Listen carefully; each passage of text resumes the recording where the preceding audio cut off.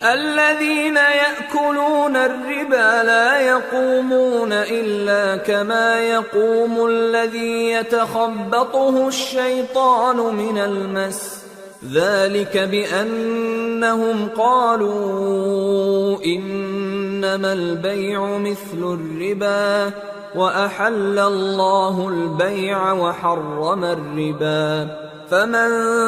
جاءه موعظة من ربه فانتهى فله ما سلف وأمره إلى الله ومن عاد فأولئك أصحاب النار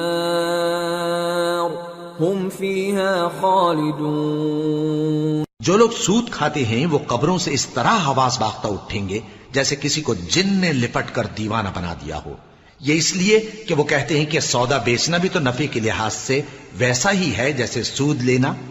حالانکہ سودے کو اللہ نے حلال کیا ہے اور سود کو حرام۔